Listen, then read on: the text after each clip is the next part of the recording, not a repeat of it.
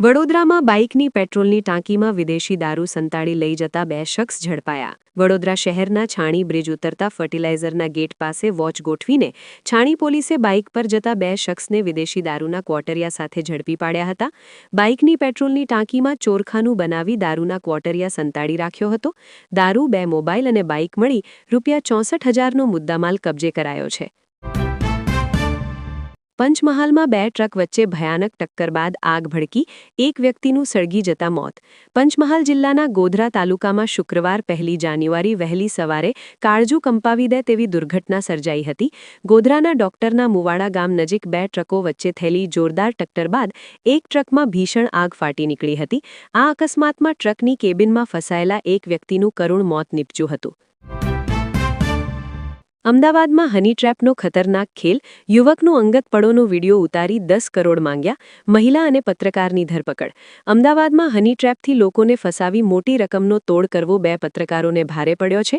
એક યુવકને પ્રેમમાં ફસાવી તેનો ન્યૂડ વિડીયો બનાવીને ₹10 કરોડની ખંડણી માંગનારા એક મહિલા અને સ્થાનિક અખબારના તંત્રીની પોલીસે ધરપકડ કરી છે।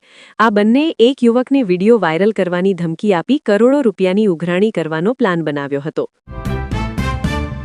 અમરેલી, ટેકાના ભાવે મગફળીની ખરીદી અધૂરી રહેશે, મુદત વધારો, કેન્દ્રની ધીમી નીતિ માવઠુંને ભાજપ એમએલએએ ગણાવી જવાબદાર।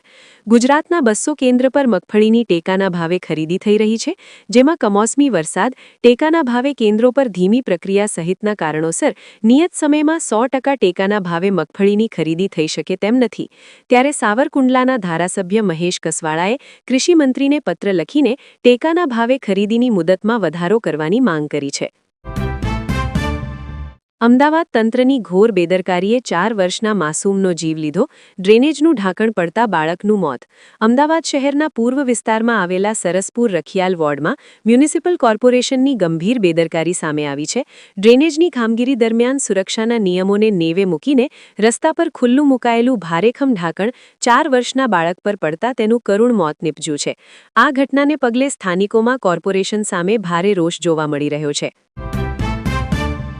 વડોદરામાં દાંડિયા બજાર વિસ્તારમાં આવેલી હોસ્ટેલમાંથી ગાંજાના જથ્થા સાથે એક શખ્સ ઝડપાયો।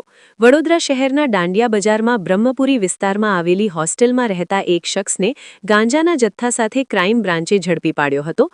આ શખ્સ કોની પાસેથી ગાંજો લાવ્યો હતો તેની પૂછપરછ શરૂ કરાઈ છે। ગાંધીનગર સિવિલ સુપ્રિન્ટેન્ડન્ટનો ખુલાસો, દરરોજ સરેરાશ 25 નવા કેસ, કોંગ્રેસે ટ્રિપલ એન્જિન સરકાર પર કર્યા આકરા પ્રહારો। પાટનગર ગાંધીનગરમાં ટાઇફોઇડના કેસોએ માજા મૂકી છે, ત્યારે સ્થિતિની ગંભીરતાને જોતા ગુજરાત પ્રદેશ કોંગ્રેસ પ્રમુખ અમિત ચાવડા આજે કોંગ્રેસના પ્રતિનિધિ મંડળ સાથે ગાંધીનગર સિવિલ હોસ્પિટલ પહોંચ્યા હતા। તેમણે હોસ્પિટલમાં સારવાર લઈ રહેલા દર્દીઓની મુલાકાત લઈ તેમની પૂછપરછ કરી અને તંત્રની કામગીરી સામે ગંભીર સવાલો ઉઠાવ્યા હતા। જામનગરના યુવાનને પારકી પરિણીતા સાથેની પ્રીત ભારે પડી, 2 પરિવારો વચ્ચે દંગલ, સામસામે પોલીસ ફરિયાદ। જામનગરના શંકર ટેકરી વિસ્તારમાં રહેતા એક યુવાનને પાડોશમાં રહેતી પરિણીતા સાથે મિત્રતા કેળવવી ભારે પડી છે અને બંને પરિવારો વચ્ચે દંગલ થયું છે અને સામસામે હુમલા પથ્થરમારા થવાથી બંનેના મકાનોમાં અને વાહનોમાં નુકસાન થયાની ફરિયાદ પોલીસમાં નોંધાવાઈ છે। ગાંધીનગરમાં ટાઇફોઇડ વકરતા રાષ્ટ્રીય માનવાધિકાર આયોગે ગુજરાત સરકારને નોટિસ ફટકારી। ગાંધીનગરમાં દૂષિત પાણીને લીધે ટાઇફોઇડ વકરતા 100થી વધુ દર્દી સારવાર હેઠળ છે। એક બાળકનું શંકાસ્પદ મૃત્યુ પણ થયું છે। ત્યારે રાષ્ટ્રીય માનવાધિકાર આયોગે રાજ્ય સરકારને નોટિસ ફટકારી છે। સાથે સાથે રોગચાળાને કાબૂમાં લેવા શું પગલાં લીધા તેની વિગતો આપવા નિર્દેશ કર્યો છે। કચ્છના નાના રણમાં વન વિભાગે અગરિયાઓને નોટિસ ફટકારી। સુરેન્દ્રનગર જિલ્લાની હદમાં આવતા કચ્છના નાના રણમાં મીઠું પકવતા અગરિયાઓ માટે નવી મુસીબત ઊભી થઈ છે।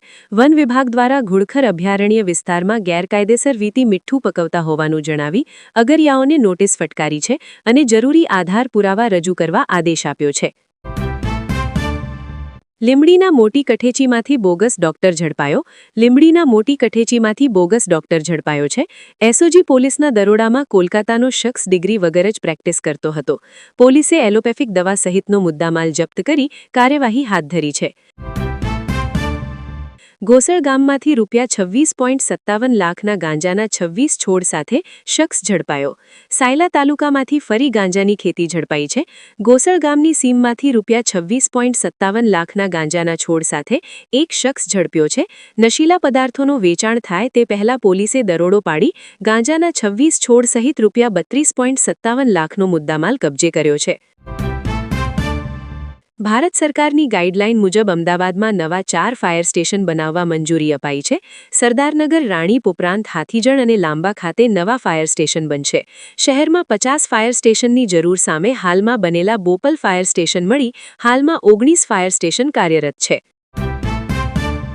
આણંદના નવા બસ મથક પાસેથી એમડી ડ્રગ્સ સાથે મધ્યપ્રદેશની મહિલા ઝડપાઈ. આણંદ એસઓજીએ ગત બુધવારની સાંજે આણંદ શહેરના નવા બસ મથક નજીક આવેલા સરદારબાગ પાસેથી 116.270 ગ્રામ એમડી ડ્રગ્સ સાથે મધ્યપ્રદેશની એક મહિલાને ઝડપી પાડી હતી. રતલામના એક શખ્સ પાસેથી એમડી ડ્રગ્સ લઈને આ મહિલા બસ મારફતે આણંદમાં ડિલિવરી આપવા માટે આવી હોવાનું પ્રાથમિક તપાસમાં ખુલ્યું હતું. જો કે આ મહિલા ડિલિવરી આપે તે પહેલા જ પોલીસે તેને ઝડપી પાડી કુલ ₹3.59 લાખનો મુદ્દામાલ જપ્ત કરી વધુ તપાસ અર્થે રિમાન્ડ મેળવવાની તજવીજ હાથ ધરી હતી. નડિયાદના મોકમપુરા ગામે પિતાએ જ પુત્રની હત્યા કરી, પુત્રવધૂની સસરા સામે ફરિયાદ.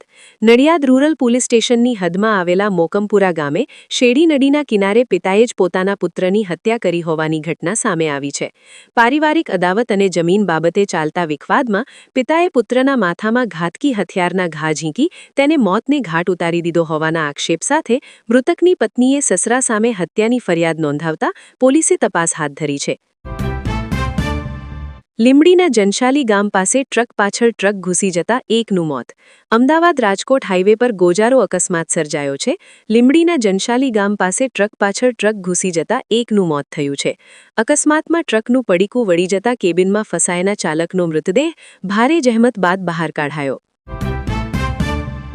જૂનાવાડજમાં ગ્રાહકોને ગેસ સિલિન્ડર પહોંચે તે પહેલા ગેસના સિલિન્ડરમાંથી ગેસની ચોરી કરતા 2 શખ્સોને વાડજ પોલીસે ઝડપીને 21 જેટલા ગેસ સિલિન્ડર જપ્ત કર્યા હતા. પ્રાથમિક તપાસમાં જાણવા મળ્યું હતું કે વાડજમાં આવેલી ગેસ એજન્સીમાં તે બંને કામ કરતા હતા. ઉલ્લેખનીય છે કે અમદાવાદના ખોડિયારનગરમાં પણ ગેસ સિલિન્ડરમાંથી ગેસ ચોરીનું સૌથી મોટું કૌભાંડ સામે આવ્યું હતું, જેમાં ગેસ એજન્સીઓના સંચાલકોની સંડોવણી પણ બહાર આવી હતી. મોરબી ભાજપ પ્રમુખના 700 કરોડના કાંડમાં ઈડીના દરોડા કેમ નથી પડતા? કોંગ્રેસનો વેધક સવાલ. મોરબી જિલ્લા ભાજપના પ્રમુખ અને શરત ભંગ સહિતના મુદ્દે વિવાદમાં આવેલી વિરાણી હાઈસ્કૂલમાં 3 વર્ષથી ટ્રસ્ટી જયંતી રાજકોટિયા રહેવાના મોરબીમાં ₹700 થી 800 કરોડ અનેક લોકો પાસેથી ઉછીના લઈને હજુ અનેકના નાણાં પરત નથી કર્યા, ત્યારે આ કરોડો રૂપિયા કઈ રીતે મેળવાયા? તેમાં નાણાં ધીરનારનું પ્રમાણપત્ર છે કે નહીં? અન્ય ઉપર કરોડોના વ્યવહારમાં ઈડીની રેડ પડે છે, ત્યારે ભાજપના હોદ્દેદારો, ધારાસભ્યો, સાંસદો પર ઈડીના દરોડા કેમ નથી પડતા તે પ્રશ્ન સાથેની રજૂઆત આજે કોંગ્રેસના નેતાઓએ રેન્જ આઈજીપીની ઓફિસ અને મુખ્ય આવકવેર કચેરીએ ધસી જઈને કરી છે. ગુજરાતમાં હાડ થીજમતી ઠંડી. 4.8 ડિગ્રી સાથે નલિયા સૌથી ઠંડુ. જાણો અન્ય જિલ્લાઓની સ્થિતિ. ગુજરાતમાં શિયાળો જામી ચૂક્યો છે. છેલ્લા કેટલાક દિવસથી લઘુત્તમ તાપમાનમાં નોંધપાત્ર ઘટાડો જોવા મળી રહ્યો છે. હવામાન વિભાગના તાજેતરના અહેવાલ મુજબ કચ્છનું નલિયા 4.8 ડિગ્રી લઘુત્તમ તાપમાન સાથે સમગ્ર રાજ્યમાં સૌથી ઠંડુ શહેર નોંધાયું છે. આ સિવાય સૌરાષ્ટ્રના રાજકોટમાં પણ પારો ગગડીને 9.4 ડિગ્રી સુધી પહોંચી ગયો છે, જેના કારણે રાત્રિના સમયે હાડ થીજમતી ઠંડીનો અનુભવ થઈ રહ્યો છે. ઉત્તર ગુજરાતના ડીસામાં પણ 10.1 ડિગ્રી તાપમાન સાથે ઠંડીનું જોર યથાવત છે, જ્યારે ભુજ અને અમદાવાદ જેવા શહેરોમાં લઘુત્તમ તાપમાન 11 ડિગ્રીની આસપાસ નોંધાયું છે. વડોદરામાં 14 વર્ષની સગીરાને 3 કલાક ગોંધી રાખી સામૂહિક દુષ્કર્મ, 2ની ધરપકડ. સંસ્કારી નગરી વડોદરાના નવા યાર્ડ વિસ્તારમાં 14 વર્ષની સગીરા પર સામૂહિક દુષ્કર્મની હચમચાવી દેતી ઘટના સામે આવી છે. આ બનાવને પગલે સમગ્ર પંથકમાં રોષ ફાટી નીકળ્યો હતો. જો કે પોલીસે ત્વરિત કાર્યવાહી કરી ગણતરીના કલાકોમાં જ 2 આરોપીઓને દબોચી લીધા છે. જામનગરના રણજીત સાગર રોડ પર હિટ એન્ડ રનની ઘટનામાં રાહદારી બુજુર્ગનું ઘટના સ્થળે જ કરુણ મૃત્યુ. જામનગરના રણજીત સાગર રોડ પર ગઈકાલે બપોરે એક હિટ એન્ડ રનની ઘટના બની હતી અને રસ્તો ઓળંગી રહેલા 65 વર્ષના બુજુર્ગને એક મોટરસાયકલના ચાલકે હડફેટમાં લઈ કચડી નાખતા તેઓનું અંતરિયાળ મૃત્યુ થયું છે.